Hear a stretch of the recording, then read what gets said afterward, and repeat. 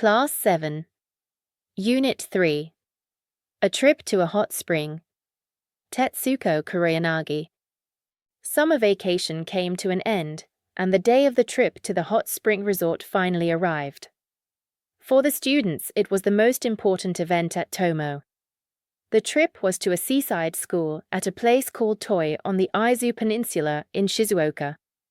There was a hot spring right in the sea, where the children could both swim and take a hot bath. The trip would last 3 days and 2 nights.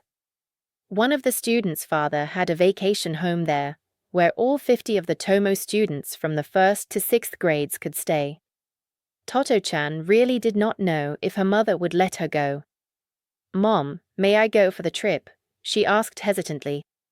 But her mother had already got the headmaster's letter and made up her mind to let Toto-chan go. "Now then," said the headmaster when they had all assembled to start the trip, "we're traveling by train and by ship, and I don't want any of you to get lost.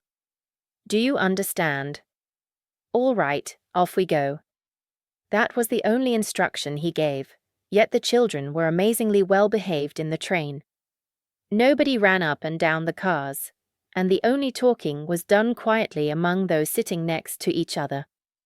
The Tomo pupils had never been actually told how to behave in public. But somehow their school life had instilled into them the basics of decency and good behavior. They never bullied others, never took to unruly behavior, picked up litter wherever they found it, and never annoyed or disturbed others. The biggest surprise was Toto-chan. In her old school, she had done unimaginable things. She would even talk to musicians in the street out of the window in the middle of a class.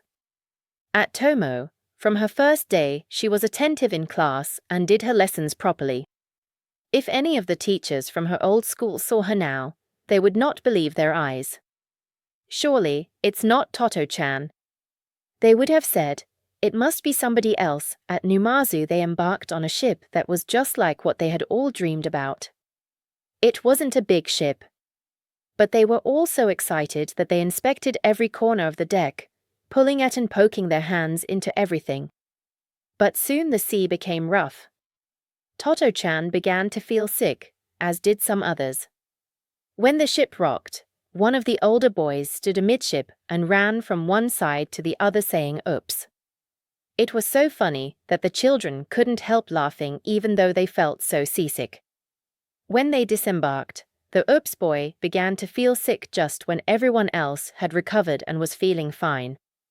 The spa at Toi was in a quiet, beautiful village on the sea surrounded by wooded hills.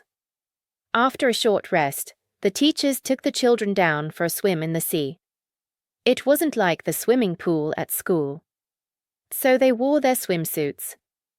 The hot spring in the sea was most unusual. It was not enclosed, so there was no line separating the hot spring from the rest of the sea. If you crouched down where you were told the hot spring was, the hot water came up to your neck. It felt lovely, just like being in a hot bath. In those days the seashore was so deserted, it was like being on their own private beach. The children reveled in this unusual hot spring sea bathing. When they got back to the house in the evening after staying in the water so long, their fingers were a mass of wrinkles. Each night, once they were tucked into their quilts, the children took turns telling ghost stories.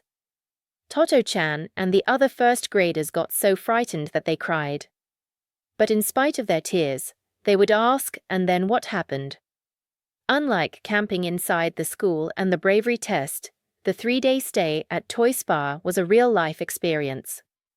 There was a forest full of cicadas and a shop where you could buy popsicles. And they met a man on the beach who was building a big wooden boat all by himself. It was already boat-shaped. The first thing each morning they did was to run down to the beach to see how much more he had done.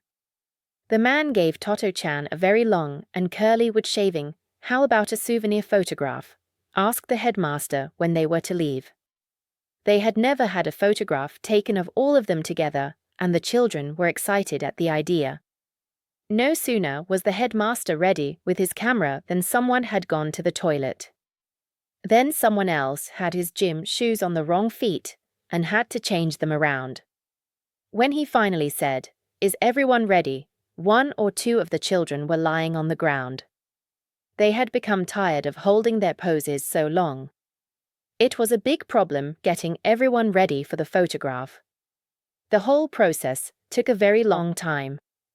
But that photograph, with the sea in the background and each child posing according to his or her fancy, became a treasured possession for each of them. One look at it, and memories would flood back. Toto-chan never forgot that first happy summer vacation. Translated by Dorothy Britton, adapted